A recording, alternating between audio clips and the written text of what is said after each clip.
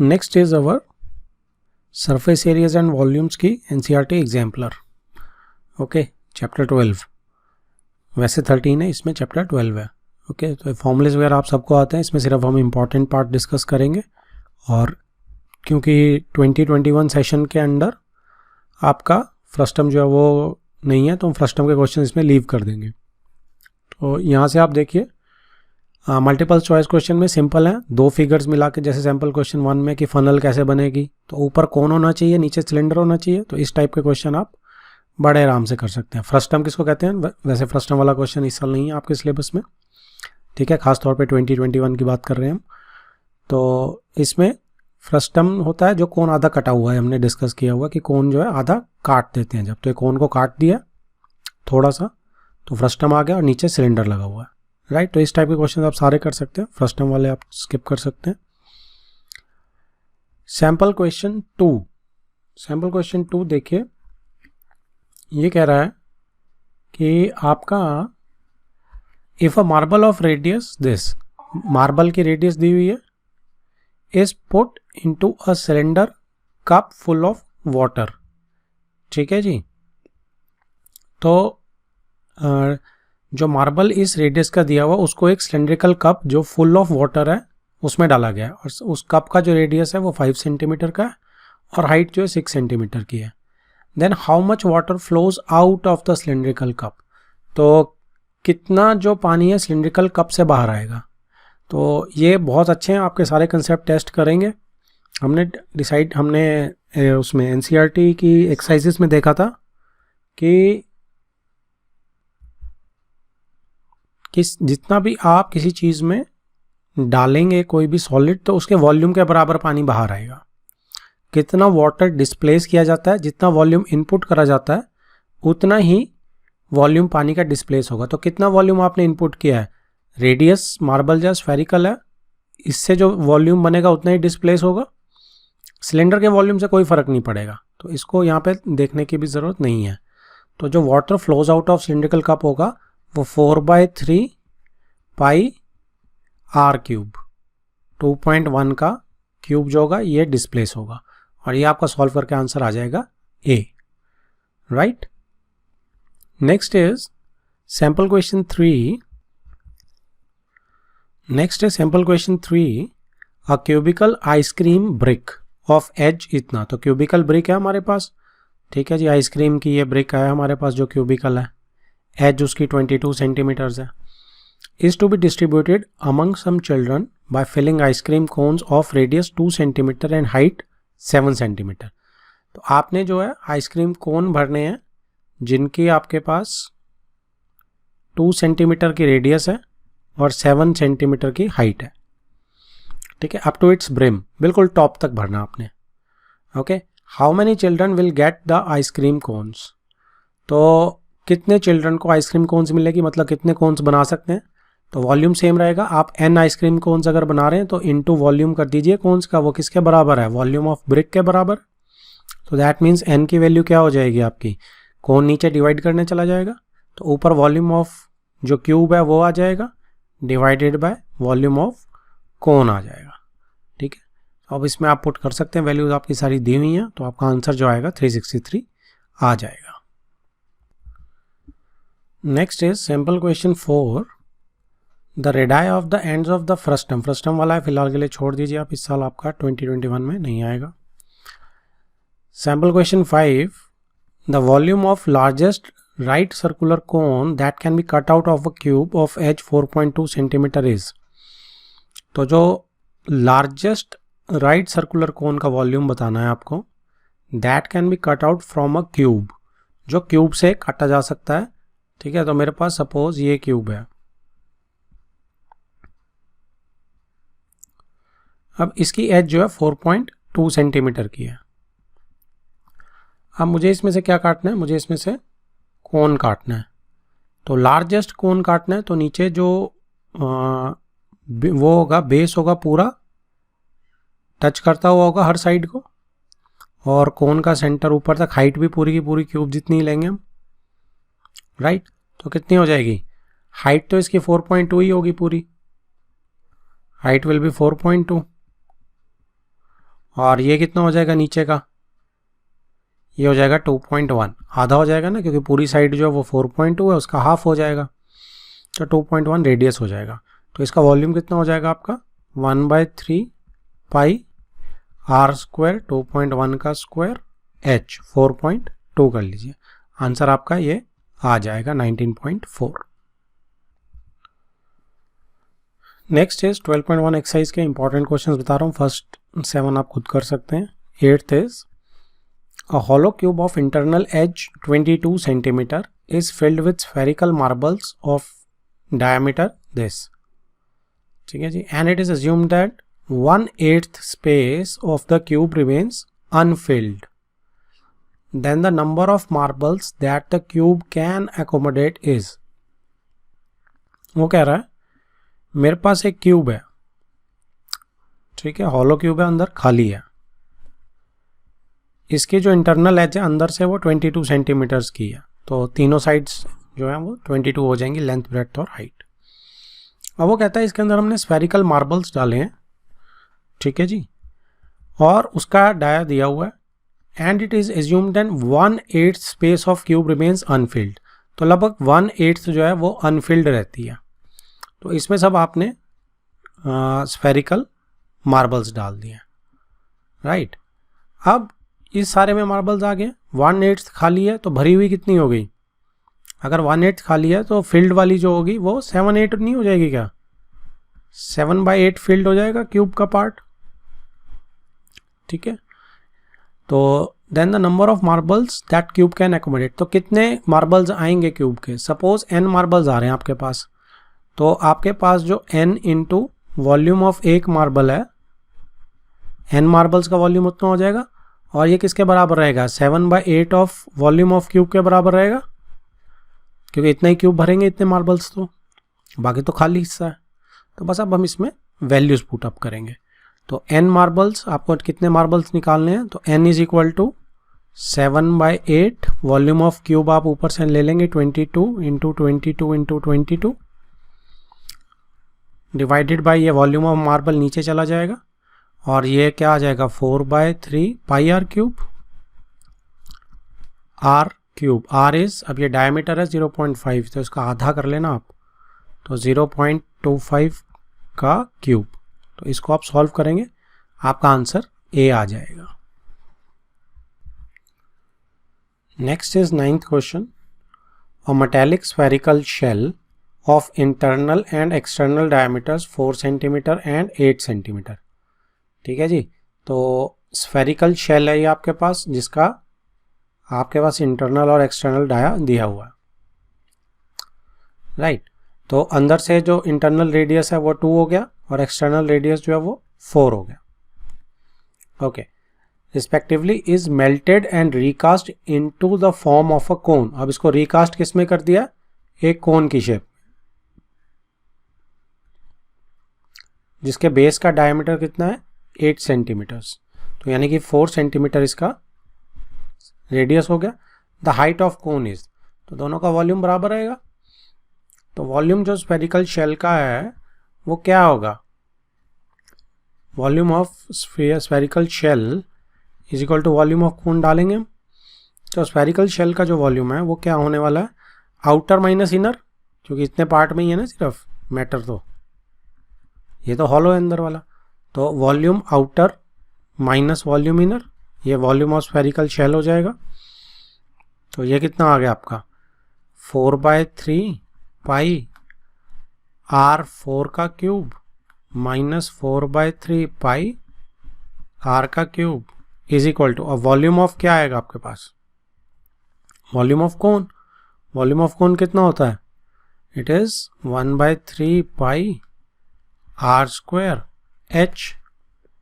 तो बस इसको आप सॉल्व कर लो, तो इसमें आप देखो 4/3 पाई कॉमन ले सकते हो, ठीक है, तो ये 4 क्यूब माइनस 2 क्यूब हो जाएगा, और इधर 4/3 पाई 4h रह जाएगा, इसमें से भी एक 4 निकाल लो, तो ये पूरा कैंसिल आउट हो जाएगा।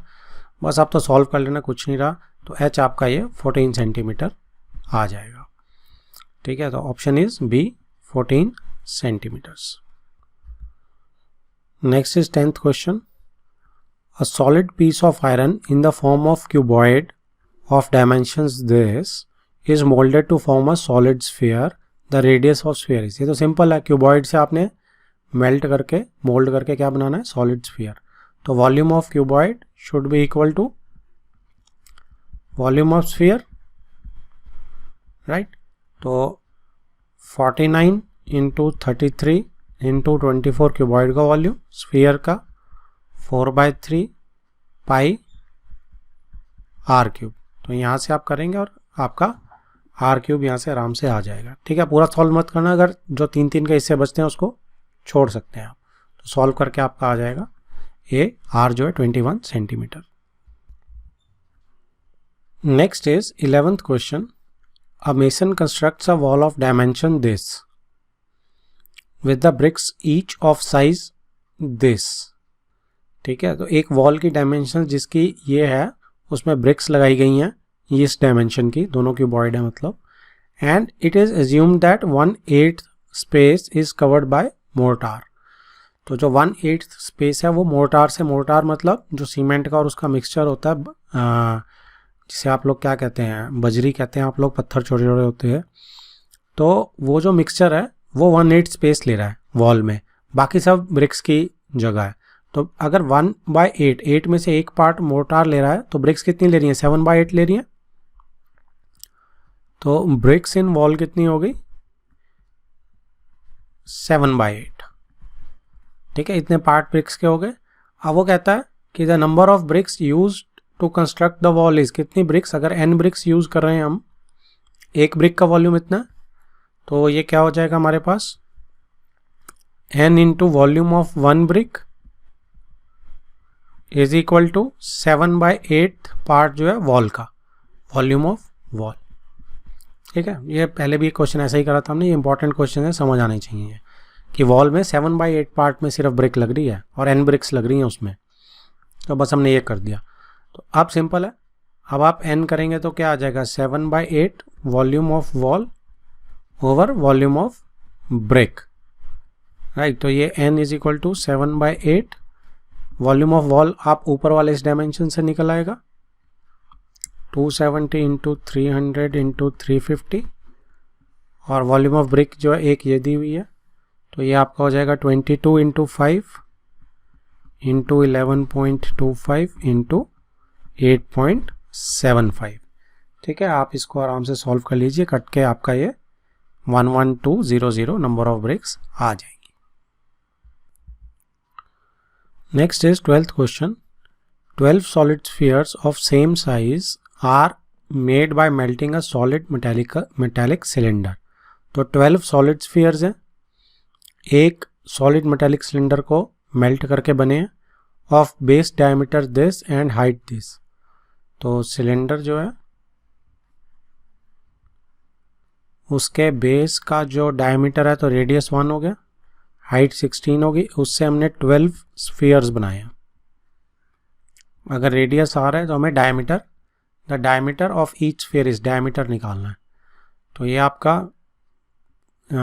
Volume pi r square h is equal to 12 into 4/3 pi r cube. इसमें आप एक ध्यान रखेंगे, देखो इसमें तो पाई वैसे यहीं से यहीं कट रहा है. ठीक है, 4 से ये 4 कट रहा है, 4 से ये 3 कट रहा है और 3 से 3 कट रहा है. तो आर कितना आ गया 1. तो अगर यहाँ 1 ऑप्शन होती तो लगाना नहीं था, मैं होता तो 1 ऑप्शन ज़रूर देता. ठीक है, आपको कंफ्यूज करने के लिए, क्योंकि डायमीटर मांगा ना, रेडियस आ रही है, तो आर अगर 1 आया तो डायमीटर 2 सेंटीमीटर हो जाएगा. ठीक है, तो 1 ऑप्शन इसने दी नहीं है, मैं होता ज़रूर देता, आधे बच्चे 1 लगा के आते. ठीक है, तो ध्यान रखना कि क्या मांगा गया. Next is 14th question. A medicine capsule is in the shape of cylinder of dia this and with 2 hemispheres stuck to each of its ends. ठीक है, तो एक मेरे पास कैप्सूल है, कैसा है, सिलेंडर बना हुआ है और 2 हेमिस्फेयर उसके एंड पे स्टक है. तो ये हमने एनसीईआरटी में क्वेश्चन किया हुआ ऐसा एक. The length of the entire capsule is 2 centimetre. The capacity of capsule is 2 centimetre entire length है. डायमीटर 0.5 है, तो इसका क्या मतलब हुआ कि रेडियस जो है 0.25 बन जाएगी। तो हेमिस्फीयर की तो रेडियस ऐसे भी होगी और ऐसे भी होगी, तो 0.25 इतनी आ गई, 0.25 इतनी आ गई, तो बची हुई कितनी आ गई है 1.5। ये सिलेंडर की हाइट हो जाएगी। ठीक है जी, 0.25। बस अब क्या करना है, अब हमने जस्ट निकालना ही है। तो आप इसका वो निकाल लो, volume 2/3 pi r cube plus इसका सिलेंडर का volume pi r square H 1.5 हो जाएगा, प्लस इसका भी सेम ही हो जाएगा 2/3 पाई 0.25 का क्यूब। ठीक है जी, बस आप इसको सॉल्व कर लीजिए, आपका आंसर आ जाएगा 0.36 centimetre cube. Next is 15th question. If two solid hemispheres of same base radius r are joined together along with their bases। ठीक है, तो दो सॉलिड हेमिस्फीयर्स हैं, उनका रेडियस सेम है बेस का, और उनको बेसिस से ही ज्वाइन कर दिया। ठीक है जी, जैसे कैसे किया है कि एक मेरा ये एक चीज़ ये आ गई और दूसरा जो है इसी के ऊपर ऐसे मैंने उल्टा डाल दिया, तो बेसिस से ज्वाइन कर दिया। ठीक है, then curved surface area of this new solid, curved surface area कितना हो जाएगा। अब बीच वाले बेसिस तो दिखेंगे ही नहीं, ये तो दिखेंगे ही नहीं, ये 2πr² दिखेगा और ये 2π कर्व्ड सरफेस एरिया हेमिस्फीयर का, तो दोनों को ऐड कर दो, कितना आ गया 4πr²। ए ऑप्शन आ गई आपकी। Next is 16th question. A right circular cylinder of radius r centimetre and height h centimetre, height greater than 2r, मतलब डायमीटर से बड़ी है height, just encloses a sphere of diameter. ठीक है, वो कह रहा है एक राइट सर्कुलर मेरे पास सिलेंडर है, ठीक है, रेडियस r है और 2r से बड़ी हाइट है। ठीक है, जस्ट एनक्लोजेज अ स्फीयर। अब इसमें एक स्फीयर आपने जस्ट एनक्लोज करना है, मतलब अब देखो छोटा कौन है, हाइट है नहीं, डायमीटर है, तो डायमीटर के जितना ही मैं इसमें डाल सकता हूं स्फीयर, है ना। तो डायमीटर के जितना डालूंगा तो हाइट में बच जाएगा, तभी उसने हाइट को बढ़ा दिया था, तो हाइट बच जाएगी। ठीक है, तो इसका जो रेडियस है वो भी आर ही रहेगा स्फीयर का, तो इसका डायमीटर कितना हो जाएगा 2r, तो आंसर कितना आ जाएगा। ठीक है, तो हाइट से ये मतलब था इसका बड़ी देने से कि कंस्ट्रेंट जो है वो रेडियस बन जाएगा। अगर हाइट छोटी हो जाएगी, एक्स्ट्रा नॉलेज के लिए, हाइट छोटी हो जाएगी तो रेडियस हाइट बन जाएगी। ठीक है ना, जो भी छोटा होगा रेडियस वही बन जाएगा।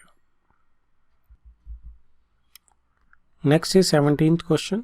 During conversion of a solid from one shape to another, the volume of the new shape will, ये तो मेन कंसेप्ट है हमारा, एक सॉलिड से दूसरी सॉलिड में हम कन्वर्ट करेंगे तो वॉल्यूम सेम रहेगा, इट विल रिमेन अनऑल्टर्ड, ये कोई भी चेंज नहीं होगा, volume will remain the same.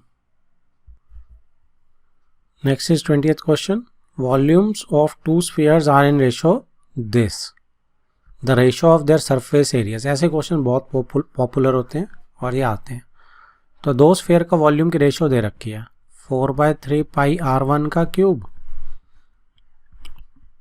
Over 4/3 pi r2 का क्यूब। ठीक है, इन दोनों की रेशो क्या दी हुई है 64/27। तो यहाँ पे आप ये दो कैंसिल आउट हो जाएंगे, तो r1 और सॉरी क्यूब है नीचे भी, तो ये आपका क्या हो जाएगा, अब यहाँ से क्या रेशो निकल के आएगी, r1 ओवर r2 इज, ये 4 का क्यूब है, ये 3 का क्यूब है, 4/3 आ गई। मांगा क्या है सरफेस एरिया की रेशो, तो सरफेस एरिया की रेशो क्या आएगी 4 पाई r1 का स्क्वायर ओवर 4 पाई r2 का स्क्वायर।